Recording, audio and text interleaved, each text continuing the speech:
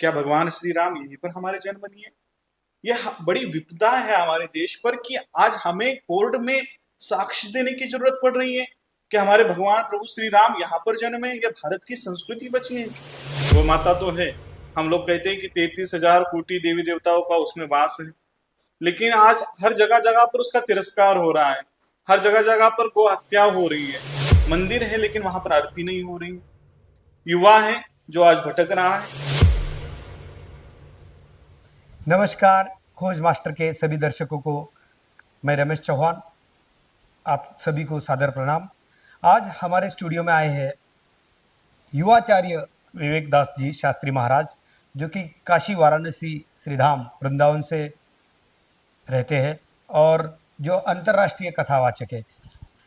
श्रीमान महाराज जी, आपका बहुत बहुत स्वागत। बहुत बहुत आशीर्वाद हैं। सबसे पहले हम आदरणीय महाराज जी का स्वागत करते हैं।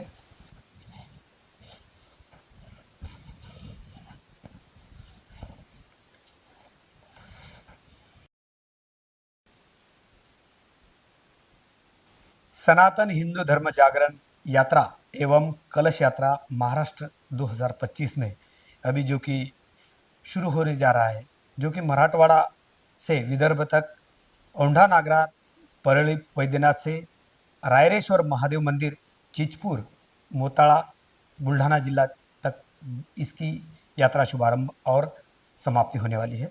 इस सिलसिले में हम आज आदरणीय युवाचार्य श्री विवेकदास जी शास्त्री महाराज काशी वाराणसी, इनसे प्रत्यक्ष वार्तालाप करते हैं। महाराज जी, सर्वप्रथम आपका फिर से एक बार हमारे खोज मास्टर पॉडकास्ट में आपका बहुत बहुत स्वागत। जी, बहुत बहुत धन्यवाद है आप सबका। हम खोज master multimedia group of services को बहुत बहुत धन्यवाद देते हैं कि जिन्होंने हमें यह साक्षात्कार करने का अवसर प्रदान किया, और ये आपकी इस प्रगति, स्टूडियो की प्रगति हो, उन्नति हो, यह हम शुभकामनाएं आपको प्रेषित करते हैं। धन्यवाद महाराज जी। जैसा कि पूरे विश्व भर में महाराज जी के भक्त अनुयायी आपको दिखाई देंगे, जैसा एक महाराज जी ने हिंदू जागरण के लिए जो यात्रा शुरू की है, उस सिलसिले में महाराज जी, सबसे पहले हम जानना चाहेंगे आपके जीवन की वह प्रेरणा भूमिका क्या रही जहां से आप सनातन चेतना का बीज अंकुरित आपके मन में हुआ। यह शुरुआत मन में ऐसी एक परिकल्पना आई कि जब हम बाल्यावस्था में थे तो हमारा संपूर्ण जो परिवार है वह आध्यात्मिक है, और आध्यात्मिक दृष्टि से होने से कारण हमारे परम पूज्य गुरुदेव महर्षि जगदीशदास जी शास्त्री साहेब, जिन्होंने समाज के लिए बहुत कुछ किया, तो वही हमारे मन में एक प्रेरणा आई कि हमें भी क्योंकि पूजा एक मात्र जीवन में धारण करने की चीज़ नहीं, उसे समाज के लिए देना भी एक बहुत ही जरूरी, एक महत्वपूर्ण एक जीवन में एक पहलू रहता है। तो उस कारण हमने स्वयं में कहा कि पहले कुछ खुद ने करना चाहिए और उसके बाद समाज से कुछ लेना चाहिए। अच्छा, तो यही परिकल्पना जब हमने पूज्य गुरुदेव को देखा, हमारी पूज्य माता जी को देखा, पूज्य पिताजी को देखा कि इन सब ने संतों की सेवा की, समाज की सेवा की, और उनसे जो मिला हुआ जो मार्गदर्शन है उस पर हम चलते हैं, और उन्होंने जो रास्ता दिखाया है कि इस समाज की आपको सेवा करनी है, इस समाज के लिए आपको कार्य करना है, तो उसीलिए हमने यह संन्यास की परंपरा को निर्माण किया, और समाज को एक देने की आज ज़रूरत है। तो इसलिए जो है समाज है, आज भले ही हिंदू समाज है, लेकिन हिंदू समाज आज जागृति की ओर नहीं है। आज हर एक युवा जो है वो भटक रहा है। हर एक मातृशक्ति जो है कि आज मातृशक्ति तो जिसे हम दुर्गा का स्वरूप कहते हैं, जिसे हम नारी शक्ति कहते हैं, जिसे काली का हम स्वरूप कहते हैं, वह आज काली का स्वरूप अपने आप में पाश्चात्य संस्कृति की ओर बढ़ रहा है। तो उसे कहीं तो भी सुधारने की आवश्यकता ये मन में आई। आज जो गौमाता का जो तिरस्कार हो रहा है, गौमाता तो है, हम लोग कहते हैं कि 33,000 कोटि देवी देवताओं का उसमें वास है, लेकिन आज हर जगह जगह पर उसका तिरस्कार हो रहा है, हर जगह जगह पर गो हत्या हो रही है। तो उस हत्याओं को कैसे प्रतिबंध लगे? जिस प्रकार से महाराष्ट्र सरकार ने गौ माता को राज्य माता का दर्जा दिया जी, तो वैसा ही यह दर्जा भारत सरकार ने भी राष्ट्र माता को, गौ माता को, जो हमारी माता है, जिसे हम मातृत्व की शक्ति मानते हैं, तो उस भारत सरकार ने भी इसे मातृशक्ति का दर्जा अपना प्रदान करना चाहिए। अच्छा, जैसे कि आपने देखा महाराज जी ने काफ़ी विश्लेषण से कहा है कि गौ माता हो या अपने बच्चों पर जो संस्कार हो रहे हैं, आज हम लोग पाश्चात्य संस्कृति की तरफ जा रहे हैं और वो संस्कृति हम हमारे देश को कहीं ले डूबेगी। इसी कारण महाराज ने सनातन हिंदू धर्म जागरण यात्रा एवं कलश यात्रा का आयोजन किया है। महाराष्ट्र में जो ये यात्रा होने जा रही है, इसी सिलसिले में महाराज जी को हमारा दूसरा सवाल ये रहेगा कि महाराज जी, इस यात्रा की संकल्पना आपके भीतर कैसे उत्पन्न हुई? मैं अनेक राज्यों में, अब संत होने के नाते अनेक राज्यों में, अनेक देशों में मेरा प्रवास होता है। अभी पिछले वर्ष मैं मॉरिशस गया था। हमारे ही भारतीय लोग वहाँ जाकर के अपनी ही धर्म संस्कृति को प्रदान कर रहे हैं, अपना रहे हैं। लेकिन हमारे ही भारतवासी अनेक राज्यों में, मैं महाराष्ट्र की बात नहीं कर रहा हूँ, अनेक राज्यों में एक ऐसी परिस्थिति अभी है, मंदिर है लेकिन वहाँ पर आरती नहीं हो रही है। युवा है जो आज भटक रहा है, वो हमेशा पूजा नहीं करता, हमेशा मोबाइल्स की रील्स में आज वो डूबा हुआ है। उसे एक पाश्चात्य संस्कृति को और वो ले जा रहा है, उसे डूब रहा है। मातृशक्ति भी भटक रही है। युवाओं में एक नशा आ रहा है, नशापन आ रहा है। एक बाल्य अवस्था में ही वो लड़का जो है नशा करना नशे की ओर जा रहा है। नशेरी की ओर जा रहा है। छोटा बच्चा आज ऐसा लग रहा है कि विदेशी परिक्रम जो आक्रमण है वो अपने ऊपर होने जा रहा है। तो इसी भावनाओं को लेकर और अन्य जो समाज के अभी जो बिंदु है, उन सभी बिंदुओं पर चर्चा करते हुए और मन में आया कि अब प्रवचन देने की आवश्यकता नहीं है समाज को, और जन जन में जागृति करने की आवश्यकता है। तो सर्वप्रथमतः हम स्वयं पहले रास्ते पर उतरना चाहिए और तब समाज को जागरूक करना चाहिए। तो इसी भूमिका को, इसी परिकल्पना को लेकर के हमने इस यात्रा की सोच और परिकल्पना की है। आपको इस यात्रा की बहुत बहुत शुभकामनाएं। आपकी यात्रा सफल एवं जनप्रिय अवश्य होगी, इसमें कोई संदेह नहीं है। जैसा कि महाराज जी ने कहा है कि हमारी युवा अवस्था, जो युवक है हम हमारे देश के, भारत के, यो वेस्टर्न कल्चर की तरफ बहुत ज़्यादा आकर्षित हो रहे हैं, जिसकी वजह से ज़्यादातर मंदिरों में अपने कल्चर को भूलकर जो मोबाइल है उनमें ज़्यादा अटकते हुए वेस्टर्न कल्चर को अपनाते हुए अपने देश की, अपने संस्कृति की धरोहर इसमें डूब रही है। अगला प्रश्न हमारा ये होगा महाराज जी, आज समाज धर्म से दूर क्यों हो रहा है और इसका समाधान कैसे ढूंढे? धर्म क्या है? तो धर्म की सर्वप्रथमतः हमें व्याख्या समझनी चाहिए। जी महाराज। धर्म किसे कहते हैं? धर्म कहते हैं कि जो व्यक्ति कोई चीज को, संस्कृति को धारण करे, उसे धर्म कहते हैं। तो धर्म धारण करने की चीज है। आज पूजा क्या बन गया है?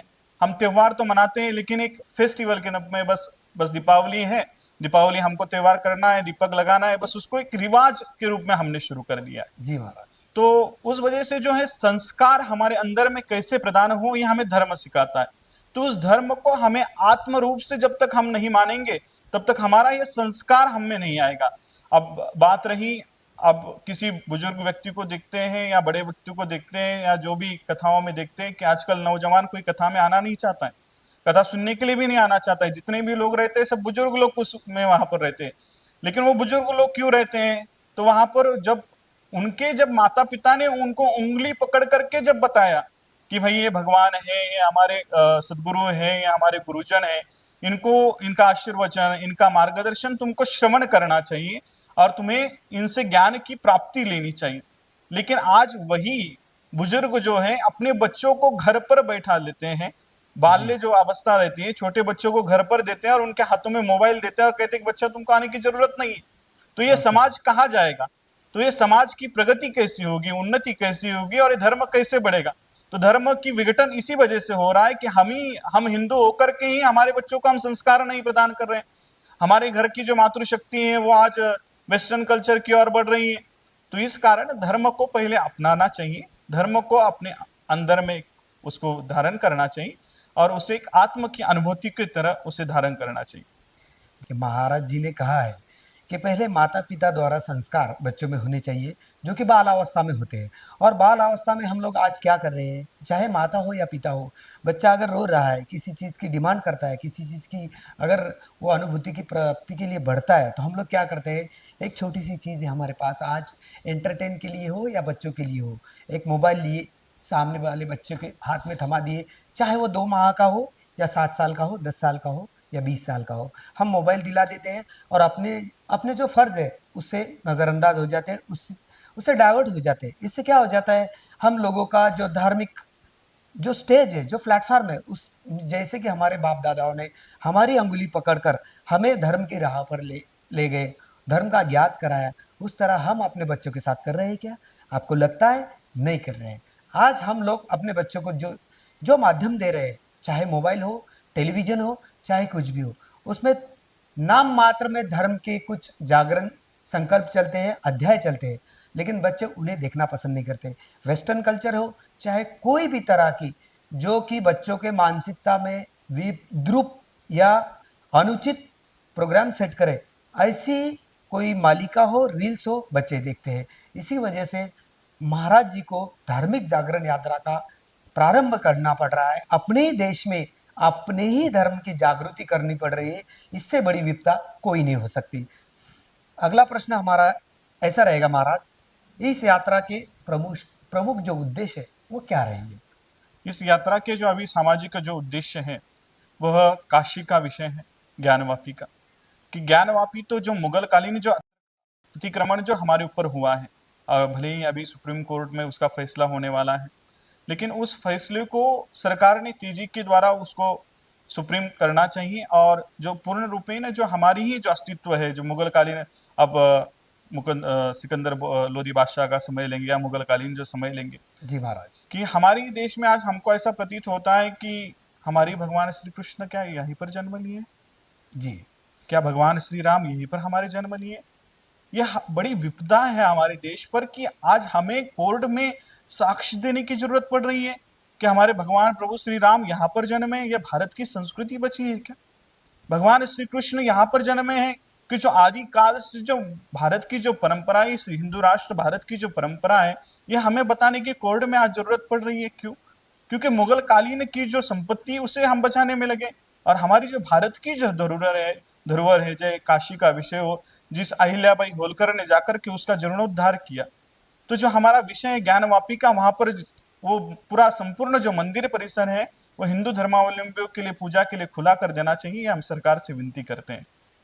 जी महाराज, जैसा कि आपने कहा, महाराज जी का स्पष्ट अनुरोध ये है कि हम अपने देश में अपने धर्म को स्थापित करने के लिए, रक्षित करने के लिए हम लोगों को आज कोर्ट में जाना पड़ रहा है।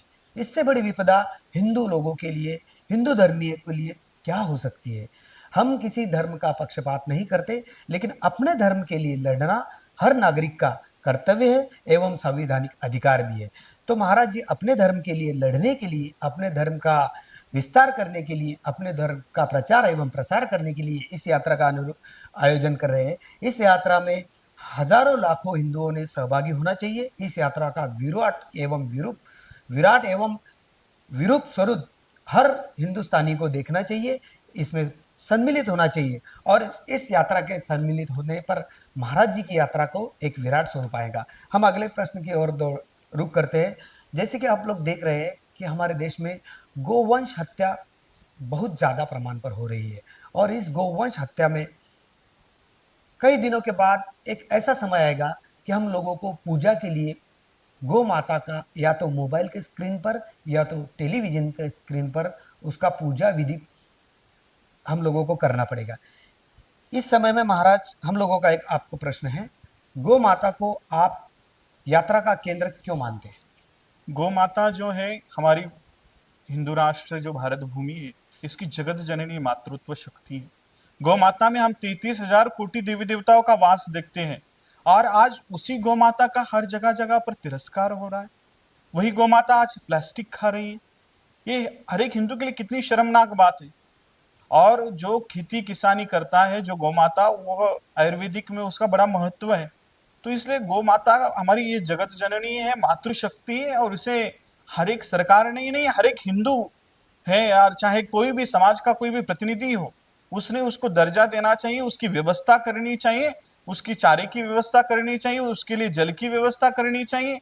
जब तक हम हमारी मातृ को अगर माता अगर भूखी प्यासी रहेगी घर में, तो हमारे आंखों में आंसू नहीं आएंगे क्या? तो उस वजह से जैसे हमारी गौ माता अगर भूखी रहती है, प्यासी रहती है, तो हर एक हिंदू के मन में वह रोना आना चाहिए कि अरे ये हमारी माता है, इसमें 33,000 कोटि देवी देवताओं का उद्देश्य ये है। तो इसके लिए यह गौ माता को भी राज्य माता का और राष्ट्र माता का दर्जा अगर प्राप्त हो जाएगा, तो भारत सरकार स्वयं उसका संरक्षण करेगी। जिस प्रकार से महाराष्ट्र सरकार ने अभी राज्य माता का दर्जा दिया है, अभी हर जगह गौशाला भी महाराष्ट्र में शुरू हो चुकी है, उसके लिए अनुदान भी महाराष्ट्र सरकार दे रहा है। तो हम महाराष्ट्र सरकार के जो माननीय मुख्यमंत्री हैं, दोनों उप मुख्यमंत्री हैं, और सभी माननीय जितने भी मंत्री महोदय हैं, उन सबको हम धन्यवाद देते हैं कि उन्होंने राज्य माता का दर्जा प्रदान किया है। और हम उनसे भी आग्रह करते हैं कि केंद्र सरकार को भी आप प्रस्ताव सादर करें कि आप भी जो है गौ माता को जो है राष्ट्र माता का दर्जा प्रदान करें। अभी जगत गुरु शंकराचार्य अविमुक्तेश्वरानंद जी भी इसके लिए प्रयासरत हैं कि गौ माता को राष्ट्र माता का दर्जा प्रदान करे। अगर शंकराचार्य यह कर सकते हैं तो हर एक हिंदू भावनाओं को ये चाहिए कि हमें गौ माता को राष्ट्र माता दर्जा देने के लिए हमें रास्ते पर आ जाने की जरूरत है। जैसा कि महाराज जी ने कहा, हम भी आदरणीय प्रधानमंत्री एवं देश के सुरक्षा मंत्री अमित शाह जी तथा प्रधानमंत्री अपने मोदी जी को अपने चैनल की अपने पॉडकास्ट से गुजारिश करते हैं कि जैसा महाराष्ट्र सरकार ने राजमाता का गोमाता को दर्जा दिया है, उसी तरह आप सभी मंत्रीगण जो कि केंद्र शासित मंत्रीगण है और केंद्र शासित सरकार है, उन्होंने राष्ट्र माता का दर्जा गौ माता को देना चाहिए। ये हमारा अनुरोध होगा तथा सभी हिंदू भाई बहनों से ये गुजारिश रहेगी, आप सभी से ये गुजारिश रहेगी, विनती रहेगी कि आप सभी भी आदरणीय प्रधानमंत्री को पत्र लिखकर एवं ईमेल कर इस यात्रा संदर्भात, महाराज जी के यात्रा संदर्भात जो उनकी प्रमुख डिमांड है गौ माता को राष्ट्र माता का दर्जा दिया जाए, वह आप मोदी आदरणीय प्रधानमंत्री तथा केंद्रीय गृह मंत्री तक पहुंचाए। महाराज जी, हमारा अगला प्रश्न ये होगा कि कलश यात्रा में नारी शक्ति संस्कृति को साथ कैसे आप जोड़ोगे? मातृशक्ति यानी क्या? तो मातृशक्ति का अर्थ ही होता है कि घर की गृह लक्ष्मी, जी महाराज। घर की युवा शक्ति, घर की नारी शक्ति। जब नारी शक्ति एक साथ में आ जाएगी तो वह जगत जननी माता दुर्गा का भी स्वरूप धारण कर सकती है, माता काली का भी स्वरूप धारण कर सकती है। ये हमारा धर्म ग्रंथ शास्त्र, हमारे पुराण आदि बताते हैं कि जब जब धर्म पर कोई ऐसी विकट परिस्थिति आई है तो गृह लक्ष्मी, हमारी माता लक्ष्मी जो है सामने आई है। जी महाराज। तो उस वजह से यह कलश मात्र लेकर के, वह कलश लेकर के, जल लेकर के साथ में चलना उसका उद्देश्य नहीं। उस लक्ष्मी को जानना चाहिए कि हम स्वयं में जगत जननी माता लक्ष्मी है, हम माता दुर्गा है। तो उस वजह से उस दोनों का स्वरूप में ध्यान रख करके उन गृह लक्ष्मी माता लक्ष्मी को हम जितने भी नारी शक्ति है, युवा शक्ति है, उन सबको हम आह्वान करते हैं कि इस कलश यात्रा में आप जरूर पधारें और जितनी संख्या में हो सके आप घर से बाहर पड़े और अपना जो उत्साह है, जो प्रोत्साहन है, क्योंकि कहते हैं कि आज महिला जो है हर कोई चीज में कमी नहीं है, वो सबसे पहले प्राधान्यता है। तो उस वजह से मातृशक्ति को हमने इसमें प्राधान्य दिया है कि मातृशक्ति सबसे ज्यादा, वो कहीं पर भी पीछे न रहे, वो सबसे आगे रहे। महाराज जी, आपकी इस बात को मैं अपने दिल से कबूल करता हूँ। जैसे कि आपने देखा ऑपरेशन सिंदूर जो कि अभी घटित हुआ, इसमें भी दोनों ही महिलाएं जो कि अपने डिफेंस में जो दोनों महिलाएं थे वो आगे थी। जो हमारे देश की महिला है वो दुर्गा भी है और काली भी है, उनकी हम पूजा भी करते हैं, सराहते भी है। तो महाराज जी के आवेदन अनुसार, महाराज जी के निवेदन अनुसार आप सभी महिलाओं से हम अपने स्टेज से भी दरख्वास्त करते हैं, गुजारिश करते हैं, विनती करते हैं कि आप सभी महिलाएं इस जो यात्रा है, महाराज जी की जो यात्रा है, सनातन हिंदू जागरण यात्रा एवं कलश यात्रा, इस यात्रा में कलश लेकर आप सम्मिलित हो।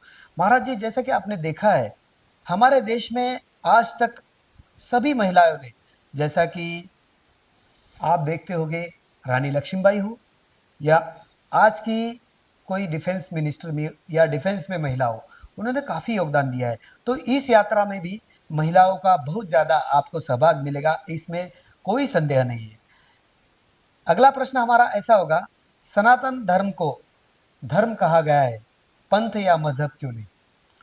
पंथ का अर्थ क्या होता है कि किसी विचारधारा पर चलना, किसी रास्ते पर चलना, एक वे पर चलना। जैसे अब कबीर पंथ है, रविदासी पंथ है, इन सभी पंथों का अर्थ होता है कि उस जो संत महापुरुष होते हैं उन महापुरुषों की विचारधारा को चलने के लिए पंथ कहा जाता एक है। सीमित विचारधारा को एक सीमित विचारधारा को एक पंथ कहा जाता है, एक वे कहा जाता है। लेकिन सनातन क्या है? सनातन आदिकाल से चली आ रही है परंपरा है। जब वो पंथ नहीं थे तब भी हमारा सनातन जो था वो था।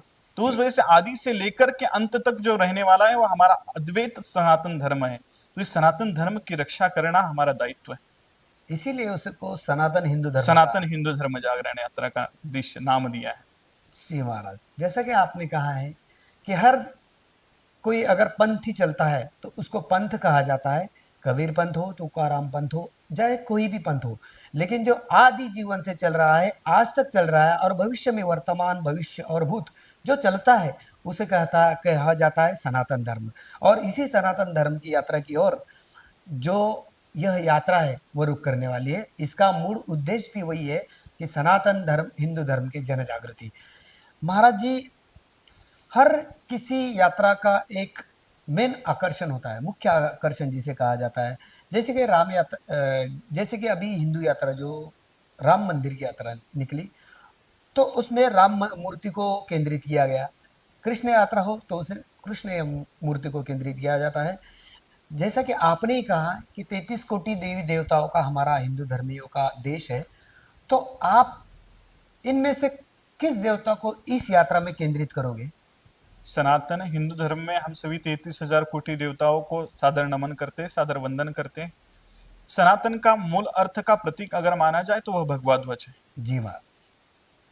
अगर प्रभु श्री कृष्ण जी का भी अगर हम मंदिर बनाते हैं तो उनके ऊपर में हमारा भगवा ध्वज लगाते हैं।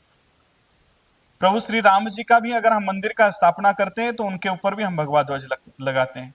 तो हमारे 33,000 कोटि देवी देवताओं का भी प्रतीक भगवा ध्वज है। तो इस यात्रा का भी प्रतीक हमारे लिए और मुख्य जो संदेश रहेगा वो भगवा ध्वज की रथ की यात्रा इसमें रहेगी। और 33,000 कोटि देवी देवताओं तो हमारे साथ में, उनका आशीर्वाद तो है ही।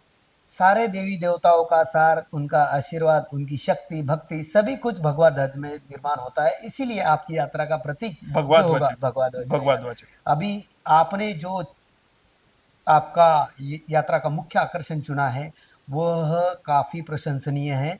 और इस यात्रा में भगवा ध्वज के अंदर हर हिंदू को एक होना है और इस यात्रा में सम्मिलित होना है। महाराज, आपकी यात्रा एक मराठवाड़ा से, जैसे कि आपने अभी अपने इस बुक में बताया गया है कि मराठवाड़ा से लेकर विदर्भ में इसकी समाप्ति होगी, जिसमें इसका आपने एक नेविगेशन मैप भी बनाया हुआ है जो हम देख सकते हैं। ये पद यात्रा मार्ग होगी। ये पद यात्रा मार्ग अंदाजन या आपके उद्देश्य से कितने किलोमीटर की होगी? ये लगभग जो आपका सवाल है बड़ा ही उचित है। यह पद यात्रा शुरू करने का उद्देश्य सर्वप्रथम परली वैजनाथ और औंढा नागनाथ की जो महाराष्ट्र में 2 ज्योतिर्लिंग आते हैं। वैसे तो 4 ज्योतिर्लिंग अपने यहाँ पर है, लेकिन मराठवाड़ा में 2 ज्योतिर्लिंग है, परली वैजनाथ और औंढा नागनाथ, जो प्राचीन ज्योतिर्लिंग है कि जिनकी धर्म रक्षा के लिए स्वयं कि बड़े बड़े संत महापुरुषों ने उसका जीर्णोद्धार किया है। तो उन ज्योतिर्लिंगों का आशीर्वाद लेकर के ये यात्रा, देवादिदेव महादेव का जो है आशीर्वाद लेकर के ये यात्रा हम शुरू करेंगे मराठवाड़ा से लेकर विदर्भ तक। हम महाराष्ट्र को 2 भाग में बांटने के लिए नहीं जा रहे, लेकिन महाराष्ट्र में ही कहा जाता है मराठवाड़ा और विदर्भ। तो उस कारण मराठवाड़ा और विदर्भ यह यात्रा का प्रथम चरण रहेगा। द्वितीय चरण हम और करेंगे महाराष्ट्र में, सभी हिंदू बांधवों का सहयोग सौजन्य उसमें रहेगा। तो उस कारण यह यात्रा परली वैजनाथ और औंढा ज्योतिर्लिंग से शुरुआत होकर के यात्रा मोताला तक यह जाएगी, क्योंकि मोताला ग्रामवासियों का इसमें एक वैसा एक ग्राम है कि वहाँ के लगभग 300 हिंदू समाज, हिंदू भक्त परिवार हमारी इस यात्रा में 10 दिन लगभग साथ में चलने वाले हैं। और हर घर से, हर परिवार से कोई ना कोई उस यात्रा में सम्मिलित होने वाला है। यह 300 लोग ही नहीं कि जहां जहां से हम आएंगे, चाहे परली वैजनाथ हो, चाहे औंढा नागनाथ हो, चाहे सेलू हो, चाहे तलनी हो, चाहे पात्री हो, लोनार हो, मंठा हो, मेहकर हो, चिखली हो, बुल्ढाना और मोताला हो, यहाँ के स्थानीय हिंदू बांधवों की भी, अखिल सकल हिंदू बांधवों की भी इसमें सहभागिता है। तो ये यात्रा न किसी मजहब की है, न किसी पंथ की है, यह सकल हिंदू समाज बांधवों की इसमें सहभागिता है। यह न कि यात्रा युवाचार्य संत श्री विवेकदास जी महाराज की, यह सकल हिंदू समाज की यह यात्रा है। जी महाराज जी, महाराज जी ने बड़ी सरलता से कहा है कि युवाचार्य श्री विवेकदास शास्त्री जी महाराज जी की यह स्वयं की यात्रा नहीं है, यह सकल हिंदू समाज की यात्रा है। तो मैं आपको एक बार इस यात्रा का यानी प्रस्थान और समारोह एक बार बता दूं। यह यात्रा परली वैजनाथ जो ज्योतिर्लिंग है वहाँ से स्टार्ट होगी, जहाँ से सोनपेट, पाथरी, सेलू, मंठा, तळनी, लोनार, सुल्तानपुर, मेहकर, हिवरा आश्रम, बाद में चिखली, केळवद, बुल्ढाना, राजूर, वागजाड़ और इसका जो अंतिम समारोह है वो मोताला में, जो बुल्ढाना जिला स्थित मोताड़ा तालुका है, मोताड़ा गांव, वहाँ होने वाली है, जहाँ की रायरेश्वर मंदिर चिंचपुर। यहाँ के समारोह या जो आयोजन है वो केंद्रीय मंत्री प्रताप राव जी जाधव वह खुद इसमें सहभागी होने वाले हैं, और इस यात्रा पे वो टिप्पणी पर कुछ शब्द भी कहने वाले।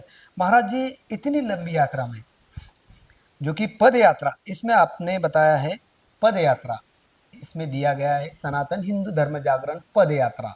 तो इस पद यात्रा को, इसकी स्टार्ट यानी इसकी शुरुआत 11 जुलाई से और अंतिम समारोह 18 जुलाई तक होने वाला है।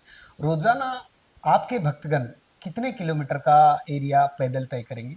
लगभग जहां जहां ग्राम होगा उस ग्राम में यह शोभा यात्रा पद यात्रा के स्वरूप में रहेगी। 30 किलोमीटर का यह सुनियोजन है कि एक दिन में 30 किलोमीटर का अगले स्थान तक, अगले पड़ाव तक चलना है, और वहां जाकर के इस यात्रा का उद्देश्य मात्र चलना नहीं, जन इस जागृति का। इस यात्रा का उद्देश्य है वहां उस शहर में जाकर के, उस ग्राम में जाकर के, उस वहां के स्थानीय लोगों में जन जागृति करना, और जहां जहां पर भी हमारा पड़ाव रहेगा उस पड़ाव में हमने एक प्रवक्ते दिए हैं कि जो इस यात्रा का उद्देश्य समझा सकें, और उस यात्रा में जितने भी हमने बिंदु निकाले हैं, लगभग 19 से 20 बिंदु है, और जो सकल हिंदू समाज के हित के लिए हैं, उन सभी चर्चाओं वहां पर धर्म सभा के रूप में वहां पर आयोजित होने वाली है। तो इसलिए इस यात्रा का मात्र दिंडी नहीं है, इस यात्रा का उद्देश्य जन जागृति करना, यह हमको विशेष यहाँ पर करना है। धर्म जागृति के लिए यह यात्रा है, और इस धर्म जागृति जन जागृति द्वारा किया जाएगा। तो इस जन जागृति धर्म जागृति की जो किताब है वह हम अपने इसमें आपको उपलब्ध कराएंगे, जो कि आप देख सकते हो, जिसमें हर तरह का यात्रा के संबंध, जो हर तरह का शेड्यूल है, हर तरह का नियोजन है, वो आप पढ़ पाओगे, देख पाओगे। तो इस सिलसिले में महाराज, मेरा अगला प्रश्न यह रहेगा कि हिंदू धर्म, सनातन हिंदू धर्म, इससे संबंधित सभी जो स्थानिक नेताओं हैं, धर्म जागृत, जो आरएसएस के राष्ट्रीय स्वयंसेवक संघ के लोग, चाहे वो बीजेपी कार्यकर्ता हो, राष्ट्रीय स्वयंसेवक संघ हो, शिवसेना हो, सभी राजकीय जो हिंदू धर्म से या हिंदू शब्द से जो संबंध रखती है, इनसे आपकी वार्तालाप हुई, और इनसे आपको इस बारे में किस तरह की प्रतिक्रिया मिली? सर्वप्रथमतः तो हम कहना चाहेंगे कि यह यात्रा न किसी पंथ की है, न किसी पक्ष की है, न किसी पार्टी की है। यह यात्रा सकल हिंदू समाज की है। मैंने पहले भी कहा कि यह यात्रा मेरी भी नहीं है स्वयं। जी महाराज। समाज के प्रतिनिधि होने के कारण में हमारा दायित्व बनता है कि वहां तक उनका निमंत्रण पहुंचाना। कोई भी पार्टी हो तो उनका पार्टी का एक राष्ट्रीय धर्म रहता है, कि राष्ट्रीय कर्तव्य रहता है कि वहां पर जाकर के समाज में जागृति करना। तो इसका संदेश हमने हर एक पार्टी को, हर एक उनके जो स्थानीय नेतृत्व और शीर्षगण है, उनको हमने संदेश पहुंचाया है कि आपके शहर में, आपके ग्राम में ऐसी यात्रा आने वाली है, तो आप इसका स्वागत कीजिए। हमें इस यात्रा के माध्यम से न धनराशि चाहिए, न कुछ चाहिए।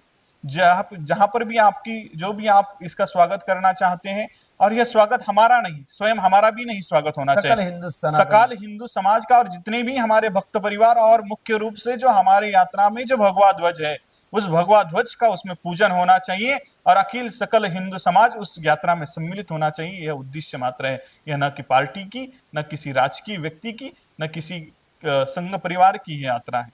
बहुत बहुत बढ़िया आपने बताया। जैसे कि आपने बताया कि यह यात्रा कोई महाराज या युवाचार्य की नहीं है, यह यात्रा है भगवा ध्वज, जिसे सनातन हिंदू धर्म अपना आदर्श मानता है, अपना पूजनीय मानता है।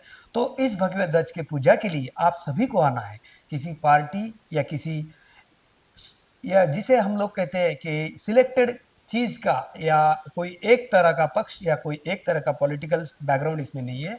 तो आप सभी सकल हिंदू समाज को इसमें आना है, चाहे आप बच्चे साथ, अपने पूरे परिजनों के साथ में आपको इसमें आना है, और भगवे ध्वज की पूजा करना है।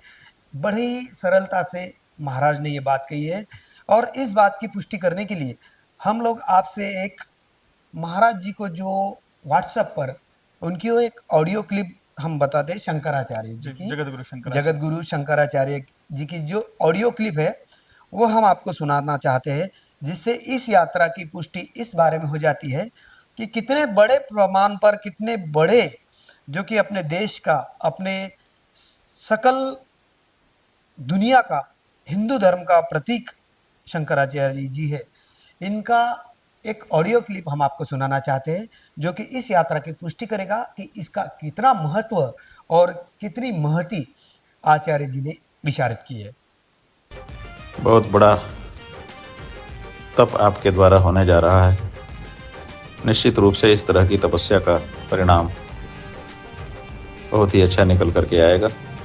आपकी इस यात्रा के लिए और आपकी इस तपस्या के लिए भारतीय संस्कृति, सनातन धर्म और गौ माता के प्रति आपके इस दृढ़ समर्पण के लिए आपका हम अभिनंदन करते हैं।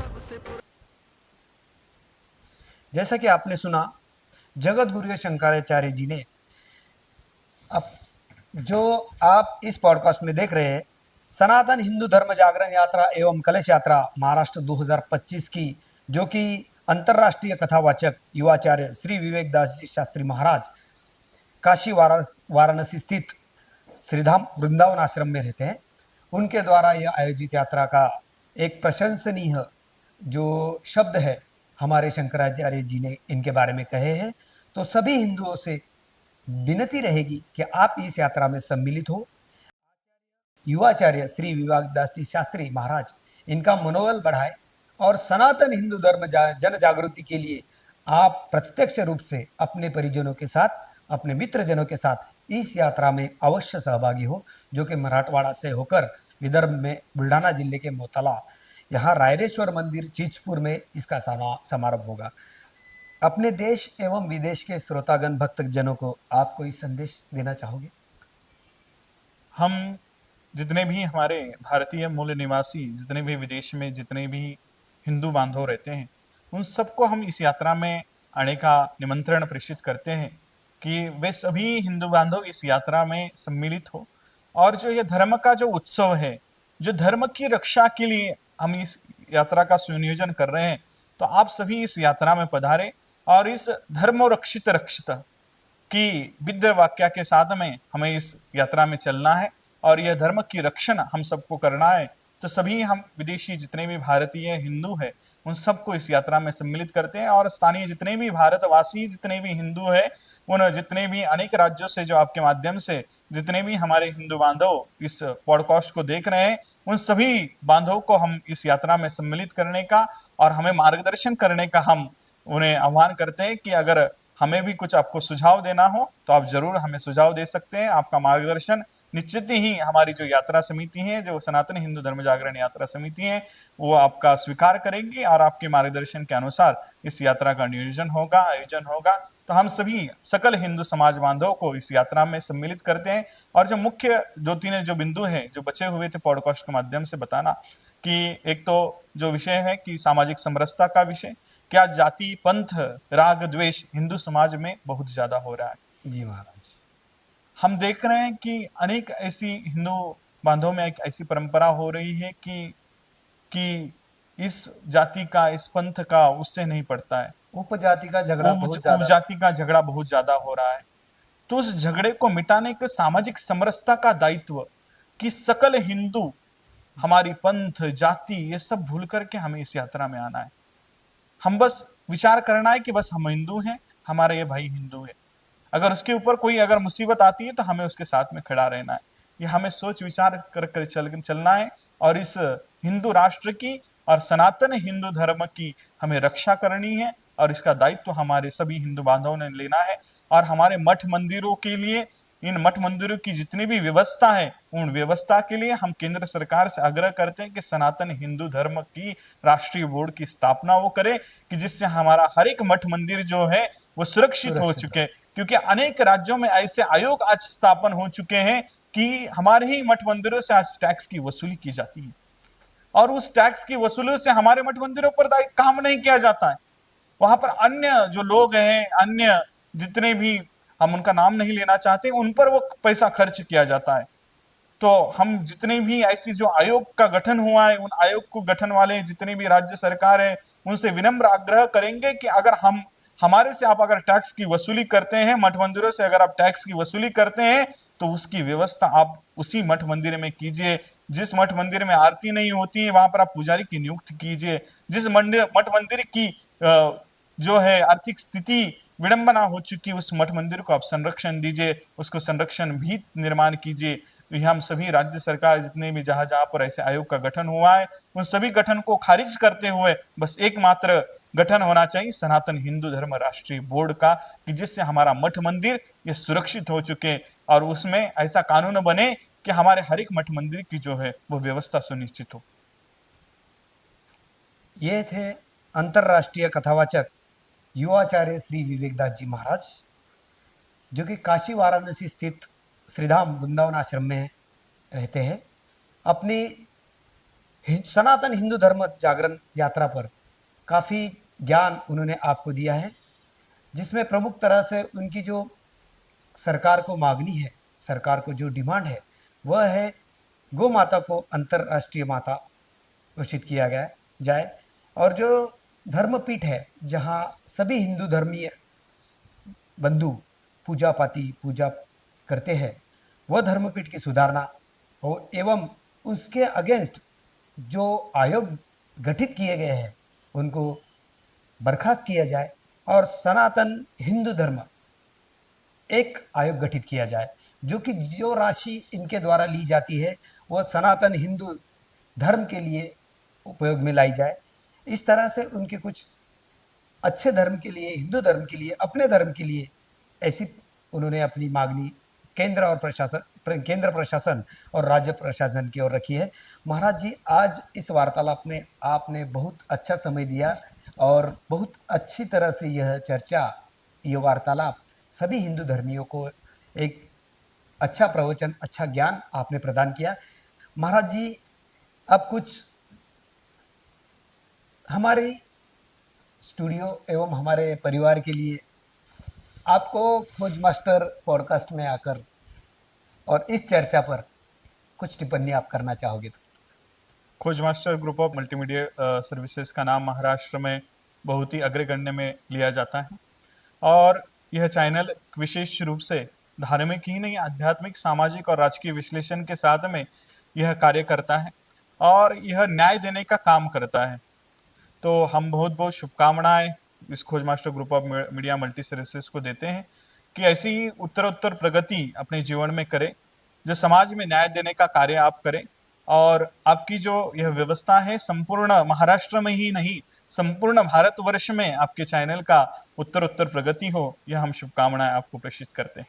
आपका आशीष निश्चित फलित होगा, इसमें कोई संदेह नहीं। और महाराज जी के आशीष के अनुसार हम लोगों की आगे की प्रक्रिया वही होगी कि पहले महाराष्ट्र के हर कोने में हम अपना चैनल, अपना पेपर, अपना न्यूज़पेपर फैलाएं और सभी तरह के, चाहे धार्मिक हो, पॉलिटिक्स हो या सोशल हो, सभी आयामों में हम अपना प्रतिनिधित्व, अपना दायित्व ठीक तरह से लोगों के मनोनुसार निभा सके, इसके बारे में हम सतत प्रयत्नशील रहेंगे। आपका मनपूर्वक आभार और बहुत बहुत धन्यवाद। बहुत बहुत धन्यवाद। बहुत बहुत धन्यवाद।